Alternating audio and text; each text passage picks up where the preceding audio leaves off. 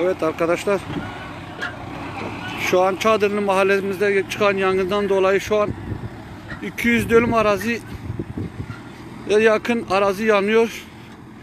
Zaten şu an 200 dönüm yanmıştır. Ateş hala devam ediyor. Halkın yoğun mücadelesiyle ateşle mücadele ediyoruz. Tabii ki elektriklerin olmaması, suyu da zor buluyoruz.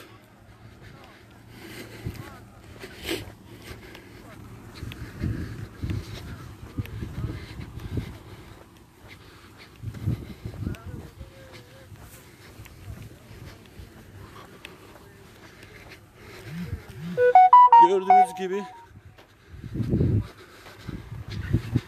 200'e dönüm şu an tamamıyla kül oldu.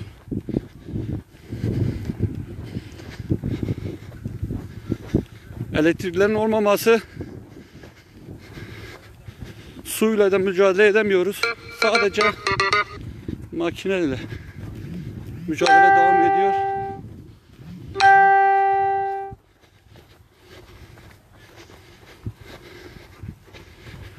Çadırlı mahallemizde, yani Şabana köyünde şu an çıkan yangında ateş hala devam ediyor.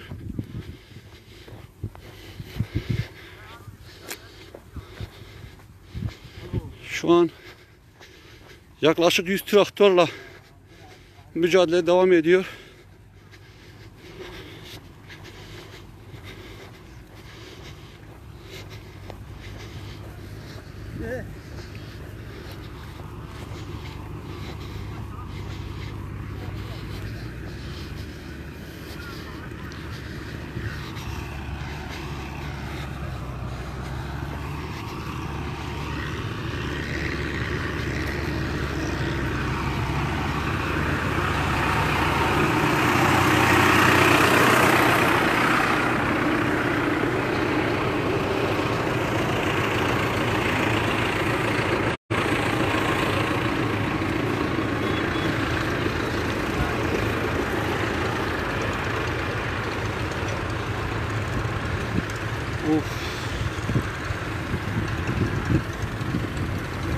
Selamun Aleyküm.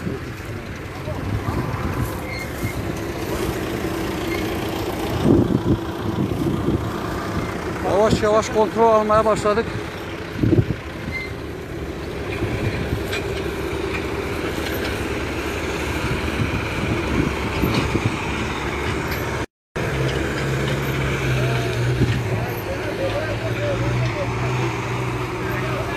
Gördüğün gibi halkın büyük bir mücadelesi var. Şu kadar şu an ateş kontrol altına alınmıştır.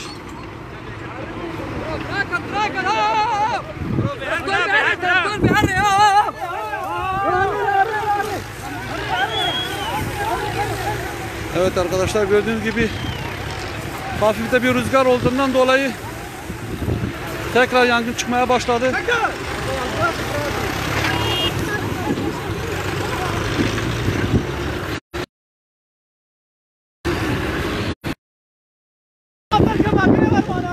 Bırak, spene böyle. Bırak, hayır.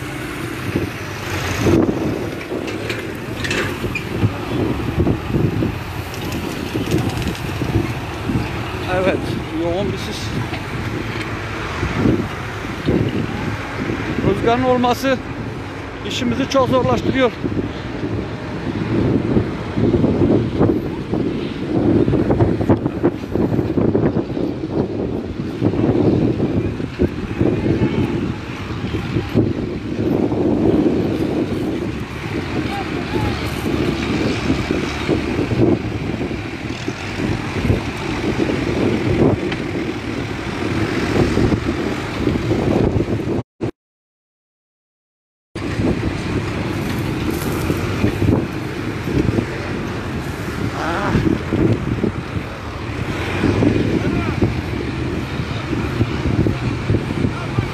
İşte canla başla mücadele ediyor şu an.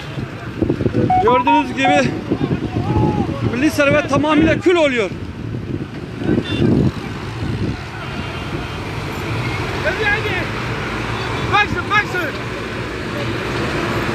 Evet.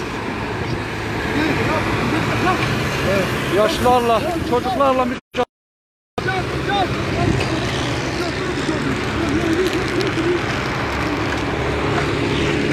Muhtar!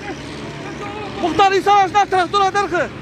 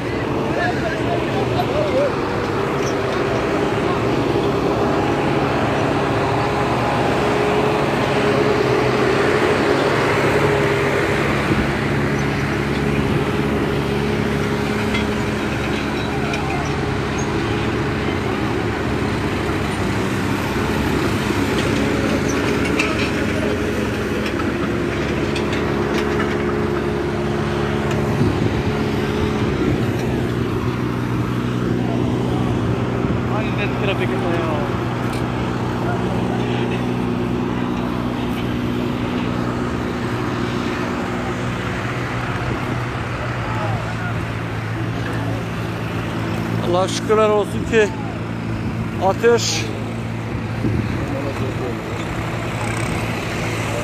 kontrol altına alındı. Ama maalesef yaklaşık 250 dönüm arazi telef oldu.